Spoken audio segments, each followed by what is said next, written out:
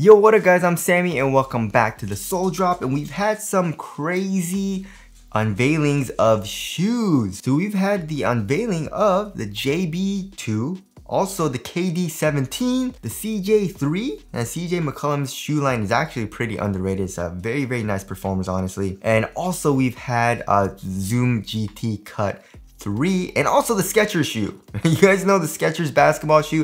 The Skechers actually signed a couple people. They like Julius Randle, which is pretty interesting. I think he was signed with Nike. I feel like I've seen him playing like the Kobe 5 a lot, you know, the Pro Tros.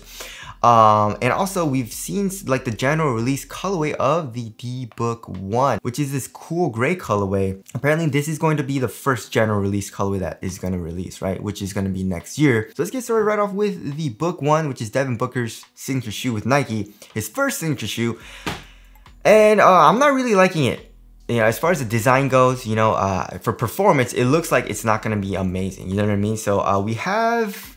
first of all, we have a good amount of caging, you know what I mean? Also, it looks like a very, very flat design, you know what I mean? Like the Air Force One.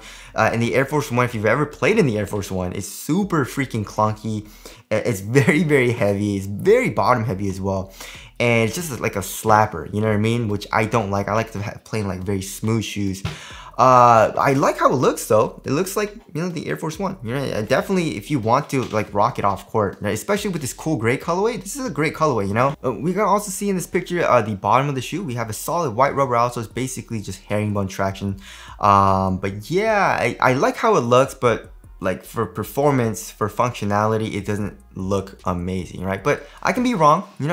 I'm just saying it looks like it. Obviously I haven't played in it. I don't even have it in hand. It's just how it looks, right? So there is the Book 1, and now moving on to the Skechers basketball shoe, right? So this shoe actually has a name, if you didn't know. This is called the Skechers SKX Resa Grip Performance Basketball Shoe, and Nice Kicks Hoops kind of posted it, which is pretty funny. Is this the same shoe that... Oh no, this is a different shoe than what Julius Randle is wearing.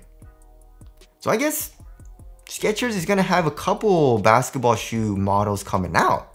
Yeah, this Volt green color that Julius Randle is wearing is definitely way different than this shoe that Nice Kicks Hoops. I don't really know anything about the tech from Skechers, but it does say Goodyear, so I guess that's good. You know, just like how the Ultra Boost, like with Adidas, had Continental rubber. So I guess that's, they're trying to say, oh, it's a very good quality rubber. It'll probably last a long time, blah, blah, blah, you know? And as far as the foam goes, yeah, I don't know. It doesn't even look like there's foam.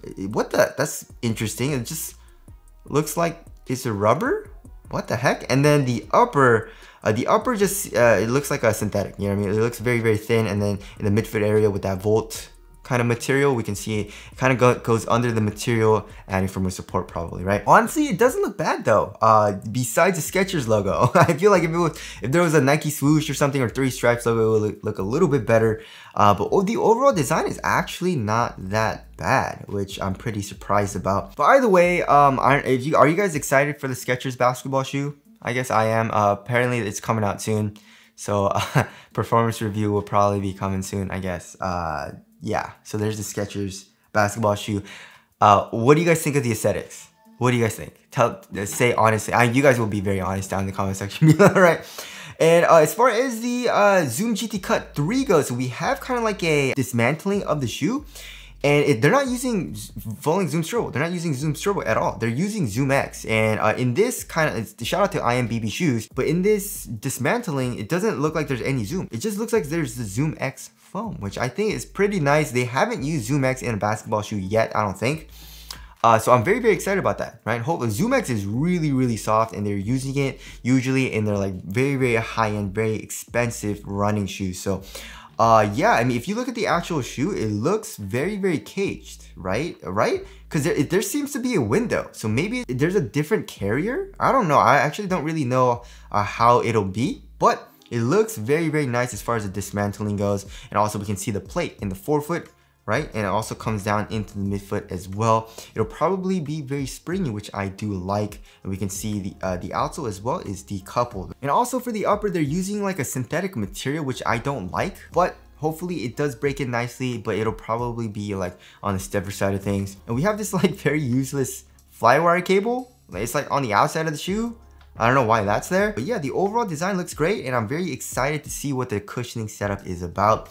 But yeah, super excited about the Zoom X foam, right? And now moving on to the JB2, right? So Jimmy Butler was seen playing in these shoes. This is a great colorway. I love like it's kind of like a cherry blossom colorway. You know, it's very, very light pink. I love this colorway. And the JB1 was super nice, right? So the JB2 also looks like it'll be a drop-in midsole maybe, right?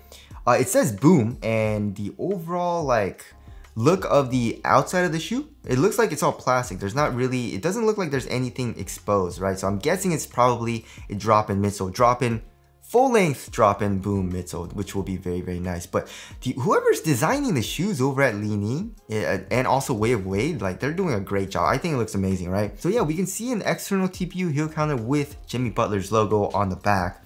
And yeah, the upper looks great. It looks to be using probably boom fiber, which is basically like a textile material. It's thin, but also supportive. And we can see like a plastic kind of like lateral counter, especially in the forefoot. It kind of comes up with like teeth as well. But with this black, white, and red colorway, it looks great. And also with this pink colorway, it looks great. So I'm very, very excited to try those out. However, it'll probably be very, very hard. I mean, Ning needs to work on their US sales, you know? But also the CJ3 looks really good. You know, the CJ2 was amazing. The 1 was also really, really nice. The 3 looks awesome, right? The design looks great. I love that caging, right? It looks great, right? As far as like, it looks appealing to the eyes, but also it's functional. You know, it acts like an external TPU heel counter, but also it's very, very well spaced apart, and it doesn't look like it adds that much weight. So it's also functional. And then the foam is they're probably using cloud or light foam. It's fully exposed in the heel, and then we can see it's very caged in like the forefoot lateral area, right? But it looks very like, there's a lot of loops and stuff in the design, which I think looks really cool, right? So very, very excited to see those coming out. Hopefully it'll come out soon, but the CJ2 also was very, very nice.